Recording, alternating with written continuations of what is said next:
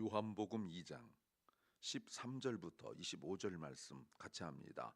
유대인의 유월절이 가까운지라 예수께서 예루살렘으로 올라가셨더니 성전 안에서 소와 양과 비둘기 파는 사람들과 돈 바꾸는 사람들의 앉은 것을 보시고 노끈으로 채찍을 만드사 양이나 소를 다 성전에서 내어 쫓으시고 돈 바꾸는 사람들의 돈을 쏟으시며 상을 엎으시고 비둘기 파는 사람들이 이르시되 이것을 여기서 가져가라.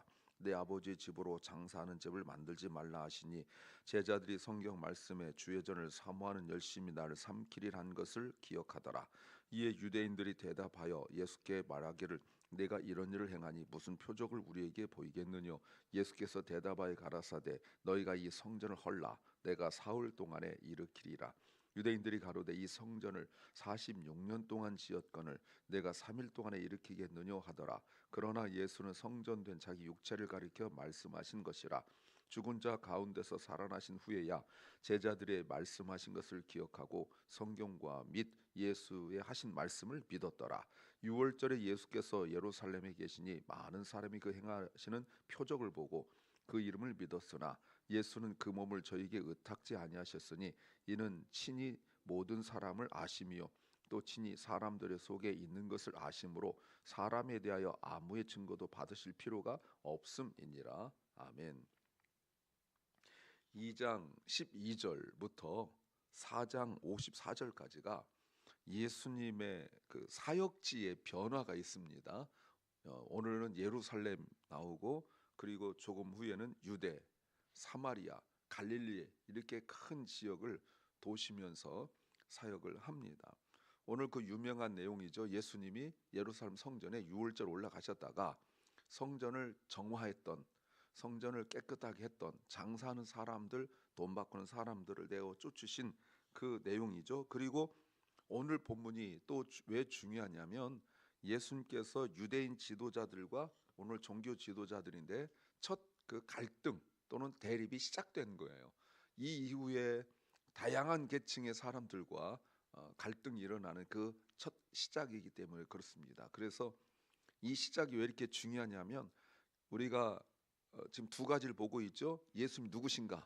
이게 서론 제 1장 1절부터 18절 말씀이었고 19절부터는 그 예수님 무엇을 하셨는가? 그 내용에 대해서 지금 보고 있는 중에 오늘 본문 왜 갈등이 일어나냐면 다른 갈등 아닙니다. 두 가지예요. 예수님 누구신가? 예수님이 무엇을 하셨는가? 이 두 가지의 갈등이지 다른 걸로 갈등을 풀어 나가면 제대로 보는 것이 아닙니다. 그래서 역시 예수님이 무엇을 하셨는가에 관한 내용을 우리가 좀 집중적으로 보셔야 됩니다. 설교 제목은 내가 누구의 것인지를 깨달아야 한다.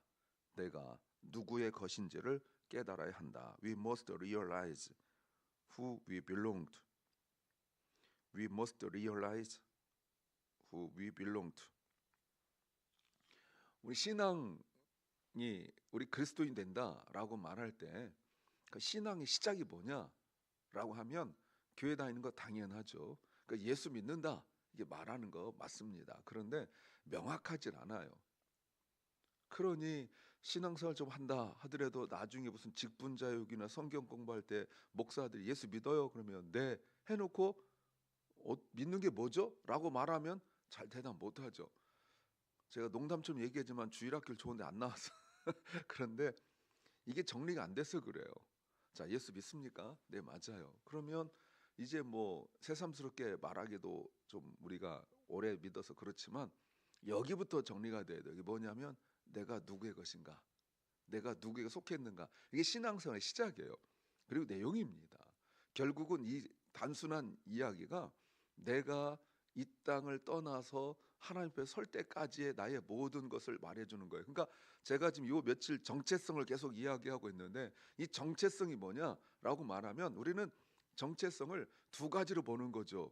하나는 세상에서 말하는 것처럼 나의 나됨, 예, who I am 또는 what I am, 나의 나됨을 이야기하는 거예요. 그게 정체성인데 그거는 세상 사람들도 마찬가지예요. 청소년 때 정체성 한번 겪기도 하고 그리고 이제 청장년이 되어서 정체성 한번 겪기도 하고 크게 하는 대부분 한 두 번 정도 온다고 볼 때에 우리 그리스도인들에게 정체성은 그것만은 아니에요. 우리 그리스도인의 정체성은 내가 누구의 것인가? 누구의 소유인가? 멜롱네스. 누구의 소유인가? 누구의 포지션? 누구의 소유? 누구의 것인가? 우리가 누구에게 속해 있는가? 요게 바로 정체성이에요. 왜 신앙이 흔들린 줄 아세요? 돈 때문이라고요? 아니면 환경 때문이라고요? 그게 아니고 내가 누구의 것인지를 잘 몰라서, 내가 어디에 속해 있는지 잘 몰라서 그런 거예요. 그래서 예를 들어 사관학교를 들어간다, 또는 옛날에는 명문고를 들어간다, 이렇게 했을 때 계속 주입하는 게 뭡니까? 이 명문고, 또 어느 대학, 이런 것을 옛날에는 굉장히 많이 얘기했다고요. 그게 바로 소속감이죠. 이 소속감이 흔들리면 신앙만 흔들린 것이 아니라 가정이 무너질 수도 있고요. 그리고 또 신앙생활 하는 그 자체가 또 소홀해질 수도 있다는 겁니다. 무엇을 알아야 될까요? 첫째는 내 이익만 추구하면 욕심이 앞선다. 내 이익만 추구하면 욕심이 앞선다. If we pursue only our own benefits, greed take the lead. If we pursue only our own benefit, greed takes the lead. 자, 12절에 예수님께서 어머니, 형제들과 제자들과 함께 가버나움으로 내려갔습니다. 근데 거기서 여러 날 지나지 않았어요. 그런데 13절 갑자기 예루살렘이에요. 그 사이에 뭐가 있었는지 모르죠. 그 사이에 뭐가 있었는지 몰라요. 성경은 침묵하고 있고요. 그 중요하지 않다는 겁니다. 그리고 의도적인 배치라는 거 알아야 돼요. 또 여기 중요한 게 뭡니까? 유월절이죠. 우리가 예수님의 공생애가 3년이라고 말할 때 그 3년이라는 거는 어디도 나오지 않습니다. 근데 어떻게 3년인 거 아냐면 요한복음에 유월절이 3번 나와요. 그래서 3년이라고 그러는 거예요. 다른 복음서에서는 유월절 3번이 안 나오고 요한복음에서만 유월절이 오늘 한 번 나왔죠. 그래서 옛날에는 우리 어릴 땐 3년으로 배웠지만 이제는 3년이라고 하지 않습니다. 3년 조금 넘는 기간 이렇게 말합니다. 왜냐하면 유월절이라는 그 기간이 정확히 어떻게 되는지 모르기 때문에 그렇잖아요. 그래서 3년 좀 넘는 그 공생애를 말할 때 바로 요거고요. 자, 오늘 14절에 성전에서 올라가셨는데 성전에서 있는 모습이 무엇이냐면 우리가 통상적으로 일반적으로 말할 때 성전은 예배하는 곳입니다. 그렇잖아요. 예배하는 곳이에요. 그리고 성경에 계속 나와 있는 것처럼 사도행전 3장에서도 베드로와 요한이 성전에 기도하러 올라갔다 이렇게 나오지 않습니까? 그러니까 성전은 그런 곳이에요. 그런데 그런 모습이 전혀 없고 무슨 모습만 보냐면 장사하는 모습만 있다라고 말하고 있습니다. 많고 많은 것 중에 왜 장사할까? 여러분, 성전에서 어마어마하게 많은 일들이 일어나고 있단 말이에요. 그런데 왜 장사하는 모습만 이렇게 부각시키고 있느냐? 그게 매우 중요한 포인트죠. 그냥 넘어가면 안 돼요. 여러분, 장사라는 것은 반드시 이익과 관련되어 있는 거예요. 이익과. 근데 이 시작은 이익이 아닌 것처럼 보여지는 것이 문제예요. 왜 그렇습니까? 처음에는 편리함 또는 친절 이걸로 위장돼 있었죠. 멀리서 양을 끌고 뭐 소를 끌고 이렇게 오기 너무 힘드니까 와서 하자. 이 무슨 말이? 시대가 변했다. 그러니 그 시대에 발맞춰야 된다라고 하는 거예요. 이게 더 잘 보세요. 예배가 중요하지 나머지 중요하지 않다. 이거 사실 나쁜 생각은 아닌데 여기에 뭐가 문제냐면 이 일에 대제사장들이 이 일에 관여하기 시작했고 그래서 장사하는 사람들과 결탁하여 거기서 이익을 얻는 요게 하나 생겼고요.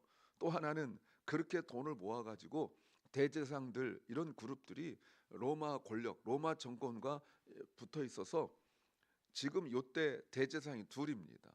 원래 대제사장이라는 건 하나야 되거든요. 그 사람이 세상 떠나면 그 다음 아들 중에 제사장 되고 이러는데 지금 그런 상황이 아니에요. 대제사장 하던 사람이 위의 권력과 로마 권력과 부딪혀서 밉보여 가지고요. 그래서 사위, 여러분 아들도 아니고 사위가 지금 대제사장 하고 있는, 그래서 돈을 더 줬거든요. 그래서 장인 있는데 또 제사장 있는.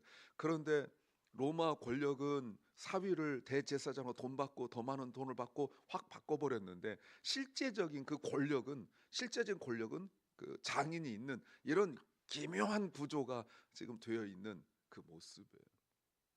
그러니까 돈을 주고 로마 권력에게 돈을 주고 대제사장 하는, 더 많이 주는 사람이 있으면 그 사람이 되는, 이제는 아론의 후손 뭐 이딴 거 없습니다. 그 모양이에요. 뭐 때문에 그렇다고요? 예, 바로 이익이죠. 그리고 또 로마 권력하고 서로 대제사장 종교 지도자들이 해서 성전 안에서만 쓸 수 있는 돈, 처음에는 이것이 어떻게 설득되기 시작했냐면, 이스라엘 사람들에게 설득할 때는 하나님의 전에서는 우리가 비록 로마의 지배하에 있으나 우리는 로마 황제의 얼굴이 있는 돈을 우리가 하나님께 바칠 수 없다. 그러니까 우리가 돈을 바꿔야 된다 하는 명목으로 만들었지만, 결국 이것도 로마 권력과 서로 협업, 서로 같이 이익을 위하여 마음을 합쳐서 결탁, 어려운 단어 안 쓰려고 결탁을 했는데, 여러분 결국 그걸로 말미암아 돈 문제예요. 뭐 때문에 그렇다고요? 겉으로는 신앙적 이유 같고 겉으로는 다른 사람 위한 배려와 친절인 것 같으나 사실은 그 속에 이익이 있는데, 이 일을 주관하는 자들이 바로 대제사장들과 종교 지도자들이다 라는 거예요. 무슨 말이죠? 동기부터 이미 변질되었다라고 말할 수 있습니다. 오직 이익밖에 없고요. 주님의 것을 가지고 자기 이익만 하려고 하는 그런 모든 의도들이죠. 근데 오늘 예수님께서 이들을 내쫓고 혼내시는데, 이게 예수 그리스도의 직분, 여러분 그리스도의 직분이 세 가지죠. 왕, 제사장, 선지자. 이런데 선지자 직분이라고 보셔야 됩니다. 그 예수님 누구신가 할 때 그리스도이시고 그리스도의 세 가지 직분이 있고 그 중에 바로 오늘은 선지자 직분이다, 이렇게 아시면 됩니다. 자, 이런 일들을 있으면서 무너지고 있죠. 무너져요. 내 이익만 추구하니까 그 욕심이 앞서게 되고, 그러면 하나님도 예배도 성전도 이용할 수 있다. 두 번째는 다 무너져야 비로소 알게 된다. 다 무너져야 비로소 알게 된다. Only when everything collapses do we finally understand. Only when everything collapses do we finally understand. 그런데 예수님께서도 이렇게 말씀하십니다. 무슨 말씀하시냐면 19절에 예수께서 표적을 보여달라 18절에 그랬을 때, 너희가 이 성전을 헐라 내가 사흘 동안 일으키리라, 이렇게 말씀하셨죠. 여러분, 이 성전은 헤롯 왕이 자기가 왕으로서 자격이 없습니다. 무엇 때문에 없는 거냐면 신분적으로 안 되는 거예요. 그래서 이스라엘 사람들 마음을 붙들려고 하고 있죠. 20절 보니까 46년째 짓고 있는 거고 아직도 끝나지 않았어요. 주님이 죽으신 후에 30년이 지나서 주후 63년에 완공됩니다. 그리고 7년이 지나서 6년이 지나서 로마의 디도 장군에 의하여 다 무너지고 말죠. 건축하는데 여러분 자그마치 80여 년이 걸려요. 예, 건축하는데 자그마치 80여 년. 물론 이 성소고 자체는 짓는데 오래 걸리지 않았습니다만 주변 시설 이런 것들까지 하는데 약 80년 걸려요. 여러분 이게 어마어마한 거잖아요. 그러면 뭐가 필요하겠어요? 돈. 그러니 보세요. 로마 권력 그리고 헤로스로 말미암은 세상 권력, 종교 권력, 이 세 권력이 딱 같이 하나가 되니까 이런 예배자들은 그 예배라는 그 수단이죠. 예배라는 수단이 오히려 갈취와 탈취와 빼앗음의 대상이 되고 말아요. 그 예배라는 것은 세상에서 가장 순수한 인간의 행위 아닙니까? 인간이 이 땅에서 할 수 있는 가장 순수한 행위가 예배인데, 그 예배가 오히려 탈취의 대상이 되고 욕심을 채우는 대상. 그런데 목적이죠. 하나님을 위하여. 요 사상이 우리가 끝까지 보면 그것이 계속 지배하고 있습니다. 고엘이라든가 이 모든 것들이 이제 계속 나올 거예요. 그래서 자녀가 부모를 봉양해야 됨에도 불구하고 하나님께 드렸다라고 말하면 부모가 아무 말하지 못하는 이런 일들이 하나님의 말씀, 하나님께 드린 예배를 빌미 삼아서 자기들의 입속을 채우는 일들로 변질되고 맙니다. 이 일에 종교, 세상 모든 권력들이 하나가 됐다. 나중에 예수님을 죽일 때도 헤롯과 그리고 본디오 빌라도가 그전엔 서로 원수같이 생각했으나 하나가 되는 이런 일들이 바로 보여주고 있죠. 나중에 예수님께서 마태복음 24장에 제자들이 얼마나 아름답습니까? 라고 할 때 주님께서 돌 위에 돌 하나도 남지 않고 다 무너져야 된다 이렇게 말씀하지 않습니까? 그래서 이 일이 왜 어떻게 이루어졌죠? 소문나죠. 사람들에게, 로마 군인들에게 어떤 소문이 나냐면 예루살렘은 모든 게 금이다 하면서 그 돌 사이에서도 금이 다 있다라고 잘못 소문이 나서 로마 군인들이 밑에 대리석 깔려 있는 이 돌들까지도 다 뒤집어서 금을 찾으려고 하는 그 예수님 말씀대로 돌 위에 돌 하나도 남기지 않고 다 없어져 버리는, 그래서 그 치욕스러운, 까불면 이렇게 된다라고 하는, 대항하면 이렇게 된다라고 말하는 것이 지금 통곡의 벽이에요. 이 분별력이 없는 그 그리스도인들도 통곡의 벽에 가서 뭐 이렇게 종이 꼽고 그 앞에 가서 고개 숙이고, 이게 정말 우상이거든요. 아무것도 모른 채로 질질 끌려다니면서 그런 거 하고 와서 성짓을 냈다 하는 것이 너무 안타깝죠. 성전은 불안정해요. 주님이 없으니 불안정해요. 이 모든 것들이 다 무너져야 예수님께서 부활하심으로 다시 세우는, 이게 참된 표적이죠. 참된 표적이에요. 근데 주님께서 또 이런 말씀하십니다. 그렇게 말씀하시고 난 이후에 22절 보시면 죽은 자 가운데 살아나신 후에야 제자들이 이 말씀을 기억하고 성경과 예수의 하신 말씀을 믿었다라고 말씀하십니다. 23절 6월절에 예수님께서 예루살렘에 계시면서 많은 사람이 행하시는 무엇을 보고요? 18절 표적을 보고.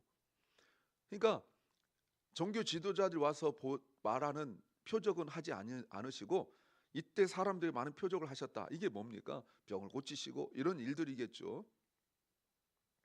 이런 일들을 지금 하고 계십니다. 자, 이런 일들이 그냥 슬쩍슬쩍 지나가는 것 같은데 이런 일들이 이제 나오기 시작하고 있고, 그리고 부활이라는 단어가 벌써 2장에서 슬그머니 지금 나오고 있으면서 전체 어떤 방향으로 가고 있는지를 성경이 보여주고 있습니다. 그래서 언어 유희인데요. 언어 유희인데 6월절에 예루살렘에 계시니 많은 사람이 행하신 보고 그 이름을 믿었다. 진짜 믿었다란 말 있죠. 그리고 22절에 또 보면 믿었다란 말 나오죠. 그러나 24절 예수님의 그 몸을 저희에게 의탁치 않다. 이 의탁치 않았다는 말이 한국말로는 다르게 나왔는데 역시 믿는다는 말이에요. 예수님은 저들 믿지 않았다 이렇게 말씀하십니다. 워드 프레이, 언어 유희라고 볼 수 있어요. 그러면 여러분 믿음이 다 다르죠. 22절에 제자들이 믿은 것은 우리가 말하는 일반적 믿음이라면 23절의 믿음은 온전한 믿음은 아니지요. 예. 그 믿음의 본질이 바로 24절에서 예수님께서 우리에게 보여주고 있는 거죠. 왜요? 저들의 그 믿음이 현실적이라는 것 때문에 그렇습니다. 눈에 보이는 성전이 성전이라고 생각했던 그들에게 예수님께서 그 성전이 아니다라고 말씀하시면서 이렇게 말씀하신 것. 21절 예수께서 성전된 자기 육체를 가리켜 말씀하셨다. 그래서 성전을 그리스도의 몸이다, 교회를 그리스도 몸이다라고 말하는 근거가 여기에 있습니다. 이런 인간적인 생각들이, 현실적인 인간적인 생각들이 다 무너져야 비로소 제대로 된 것들이 세워지죠. 우리도 신앙생활에 인간적인 것들이 다 무너져야, 그래야 비로소 예수님께서 하신 말씀이 생각나고 그것이 기억나고 그것을 인정하는.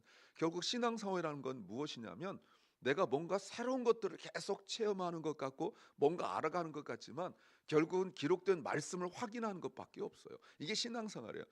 기록된 말씀을 모르니까 확인이 안 되는 거고, 그 확인이 안 되니까 기록된 말씀을 못 보고 못 들었고 못 배웠기 때문에 그 다음부터 확인하는 것이 사실은 말씀이어야 되는데 무엇으로 확인하냐면 자신의 경험치만 계속 확인해 나가서 어디에서 믿음 확신을 갖죠? 내 경험과 내 지식이 옳다라고 느끼는 데서 확신을 가져요. 다 무너지는 거예요. 그거 무너져야 돼요. 그래야 제대로 된 신앙, 예수님의 죽고 다시 사심이 다시 세워질 수 있습니다. 세 번째는 시작부터 제대로 해야 한다. 시작부터 제대로 해야 한다. We must do it right from the start. We must do it right from the start. 자, 성전을 다시 한번 보십시오. 성전은 예수님께서 죽으시고 사흘 만에 다시 살아나신 그 부활을 바로 성전이라고 합니다. 그래서 21절에 예수는 성전된 자기 육체다라고 분명히 말씀하고 계시죠. 성전된 자기 육체다. 이걸 주님께서 말씀하셨다는 거죠. 우리 공동체, 믿음 공동체, 신앙 공동체는 여기부터 시작하는 거예요. 여기부터. 우리 모임, 우리가 자꾸 오해하는 것이 교회는 눈에 보이는 건물이 아니고 믿는 자들의 모임이다. 여기까지는 알거든요. 근데 그 모임의 시작이 무엇인지 모르니까 맨날 모임만 가지고 얘기하는 거예요. 그 모임이 그런 모임이 아닙니다. 이 모임이라고 말할 때 두 가지를 아셔야 돼요. 기억나시죠? 배웠던 거? 자, 뭐가 모이려면 구심점이 있어야 되잖아요. 그 예수 그리스도의 죽으시고 다시 살아나신 몸, 이게 시작이에요. 그렇게 모이는 거예요. 저쪽 가서 모이는 의미가 없다고요. 예, 저 산에 가서 모이고 뭐 물론 어디나 예수님 계시지만 그 예수님 계신데 거기서 모이는 것이 모임의 시작이라고요. 이게 없으니까 모여서 맨날 세상 이야기는 하고 모여서 싸우고 모여서 욕하고 딴소리하고 헛소리하고 이러잖아요. 예, 요게 이제 구심점이 없기 때문에 모임이라는 것이 그냥 세상 모임과 큰 차이가 없는 거고, 그러니까 무슨 소리 하냐면 차라리 동창회 모임이나 밖에 모임 더 좋다라고 말하는 것이 그 구심점을 어떤 인간의 화합 또는 화목 또는 즐거움, 재미가 중심이 되니까 그리스도가 중심이 안 되기 때문에 그런 소리 하는 거예요. 교회 와서 자꾸 뭐 재미 찾고 의미 찾고, 여러분 예수 그리스도 말고 어떤 의미가 뭡니까 도대체?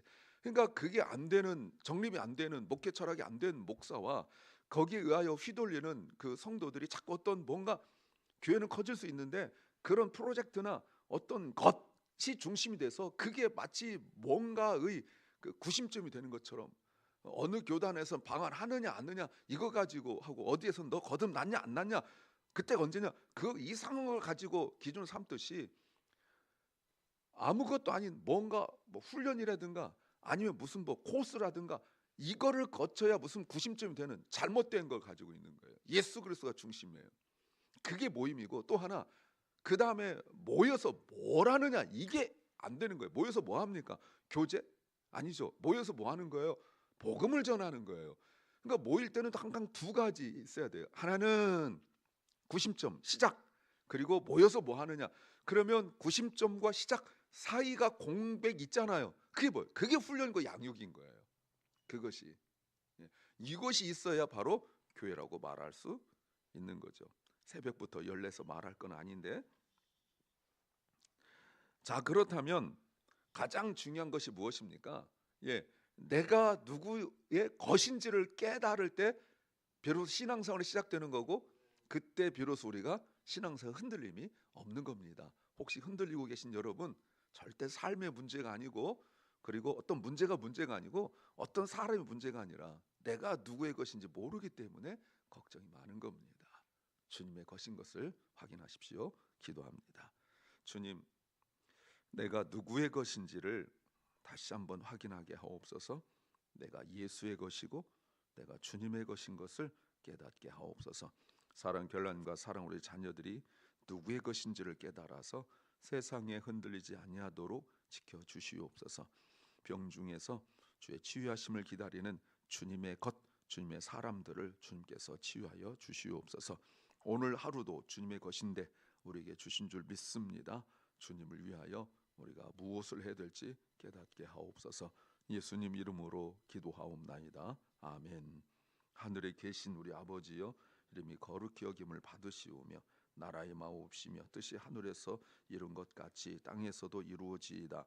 오늘날 우리에게 일용할 양식을 주옵시고 우리가 우리에게 죄 지은 자를 사하여 준 것 같이 우리 죄를 사하여 주옵시고 우리를 시험에 들게 하지 마옵시고 다만 악에서 구하옵소서.